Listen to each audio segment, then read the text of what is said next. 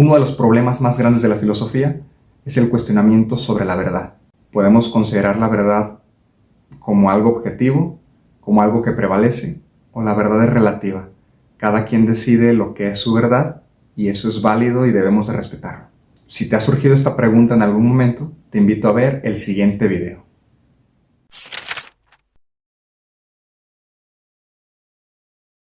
El hombre es la medida de todas las cosas.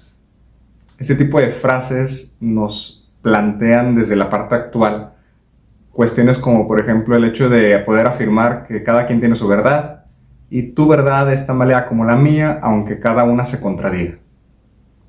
Y curiosamente, este tipo de pensamientos no se gestaron hace apenas unos años, sino que más bien tienen alrededor del siglo V a.C. Es curioso cómo esta frase terminó abriendo, por así decirlo, una puerta grande y fue marcada como la constitución de lo que conocemos como el relativismo en Occidente. Para adentrarnos más en cómo se va profundizando este pensamiento relativista, te quisiera preguntar lo siguiente. ¿Qué te parece la siguiente frase?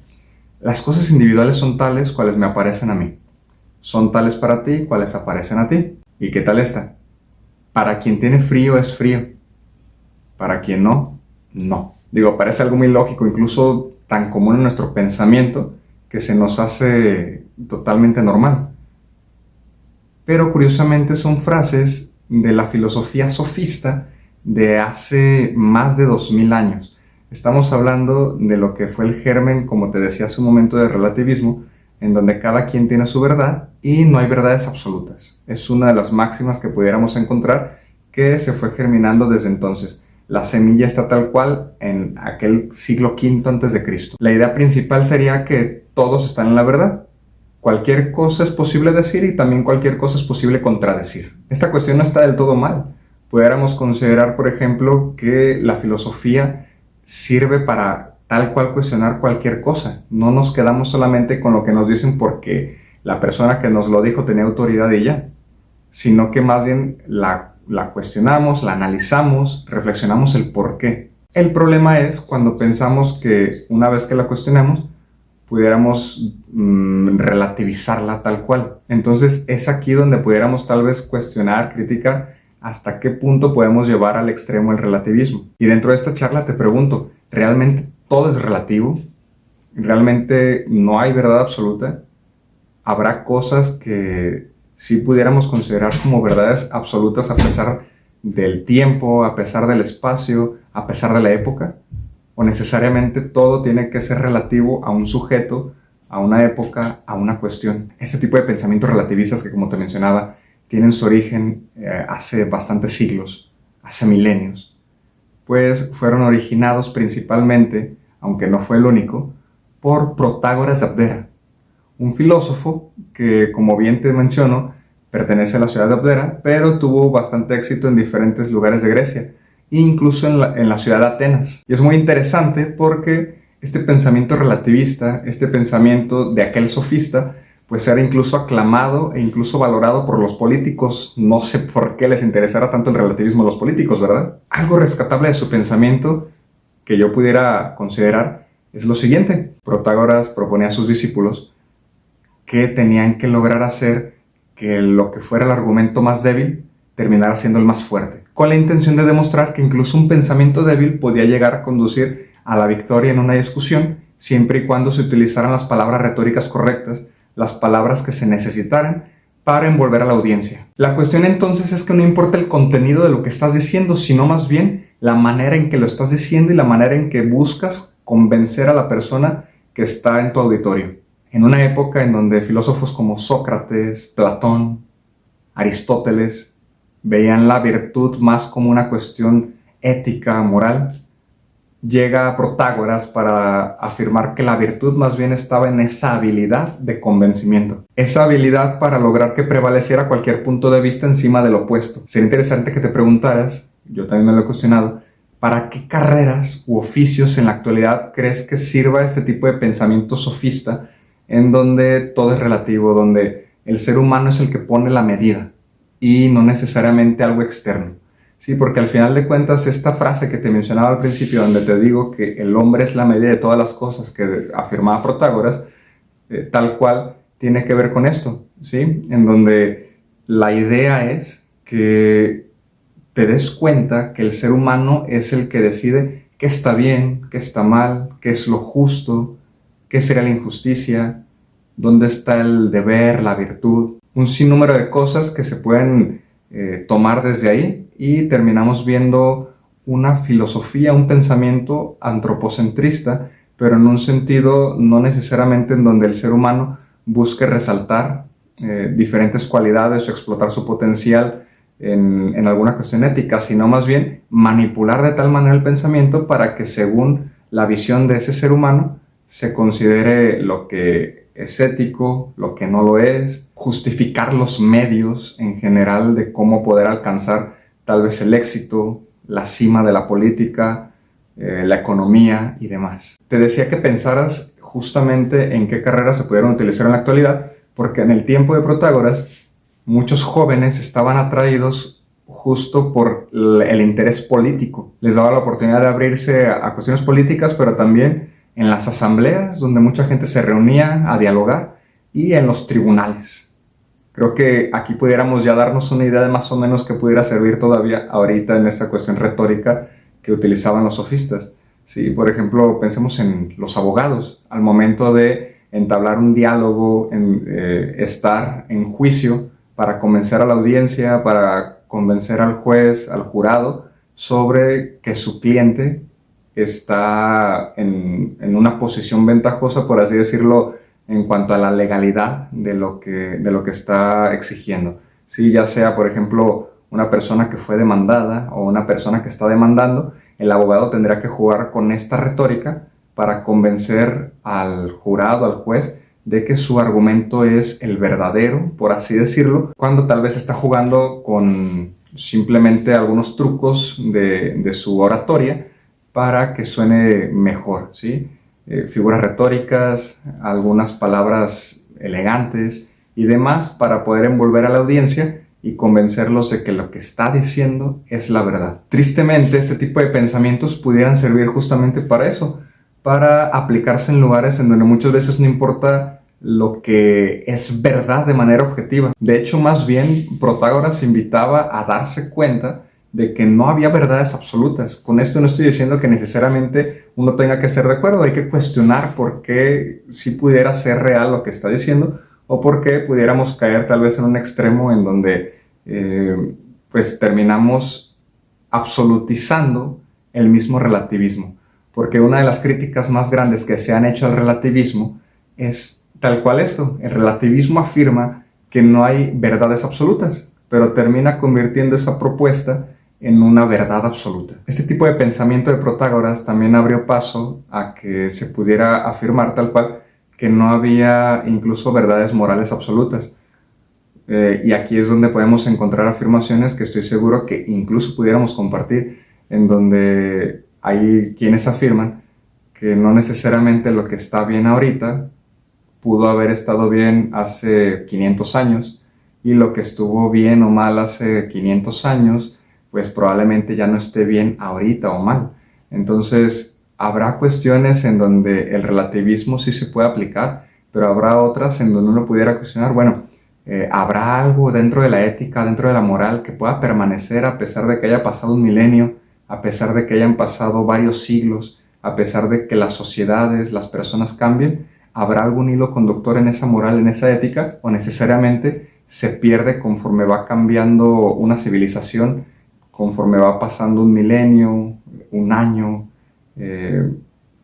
entre otras cosas? La idea del sofista es que se busque lo conveniente como verdadero, es decir, lo que conviene para el orador, lo que conviene para la persona que está intentando proponer una idea. La intención es que lo más convincente sea lo que termine ganando. Dentro de todo esto hay algo muy interesante, porque curiosamente, y de hecho es una crítica que hace un autor de historia de la filosofía que se llama Giovanni Reale, en donde cuestiona a Protágoras preguntándose cómo es posible que pudieran relativizar la verdad, pero no escarbara tanto en la cuestión de lo que sí es útil o no es útil. ¿Sí? Pareciera que Protágoras y varios sofistas dejaron volando esta cuestión, en donde uno podría decir, bueno, lo útil sí es objetivo, pero la verdad no es objetiva. Entonces, nuevamente, jugando con esta cuestión sofística que les gustaba mucho a este tipo de filósofos, pues terminan envolviendo poco a poco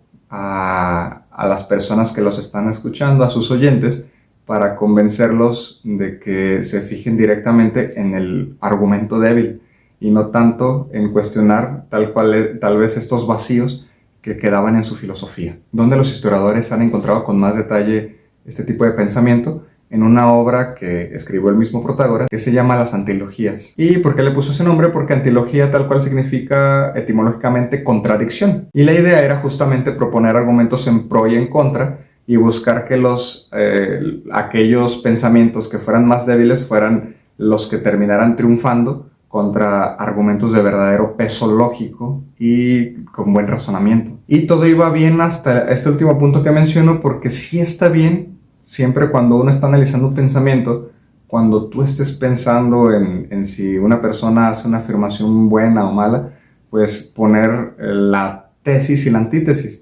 ¿Sí? Es algo que deberíamos de hacer de manera natural cuando estamos cuestionando algo. No nada más tragarnos lo primero que escuchamos, ya sea en la televisión, en la radio, en redes sociales, en un periódico, en un podcast. No necesariamente es como irnos con la finta de lo primero que vemos, analizamos y leemos, sino más bien concentrarnos también en buscar aquellos argumentos que están en contra de ese pensamiento que nos llamó la atención.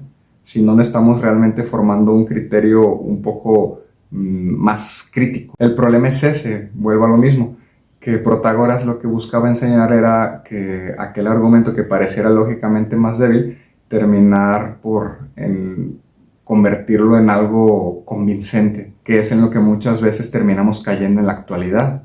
Y es cuando por muchos motivos terminamos convencidos, por ejemplo en redes sociales, de algunas afirmaciones de ciertas personas, de ciertos influencers, de ciertos creadores de contenido, en donde uno se va como por esa línea en donde, es que me convenció más fulanita, fulanito, porque lo que están diciendo suena bien, ¿sí? Me hicieron sentir bien, o a lo mejor es algo que comparto y demás, y realmente no estamos analizando con profundidad lo que está pasando.